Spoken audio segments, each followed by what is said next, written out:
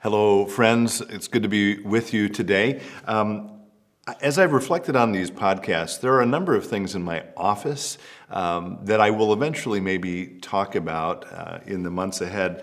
I was reminded of one of those things, though, after this weekend's sermon based on the Road to Emmaus gospel text. Pastor Valerie Strand Patterson preached on it.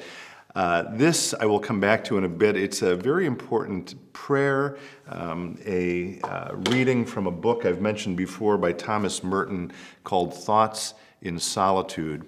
And again, I'm going to read the whole thing as a kind of blessing for us today.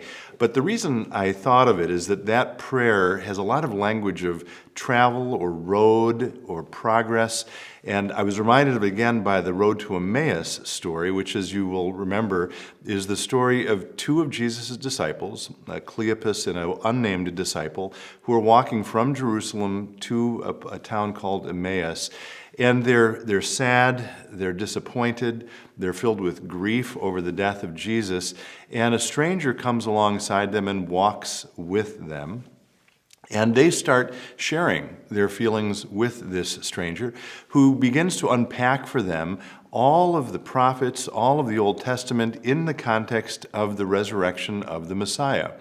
They're so intrigued that they invite the stranger to sit with them and eat with them as the evening comes, and he agrees to do that. And as he breaks the bread with them, only then do they finally realize, oh my gosh, Jesus has been with us this whole time.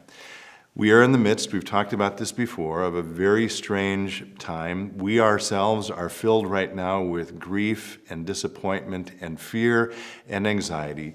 And I simply want to remind us that while we may not be able to see it always, Jesus is with us as well. And this beautiful reading from Thomas Merton, I think, gets at that. So I want to read it again to us, or for us right now, as a kind of blessing during this time when we're journeying down a road that we maybe is unfamiliar to us and that feels uncomfortable to us. And it actually begins with a beautiful articulation of the fact that we don't know where we're going.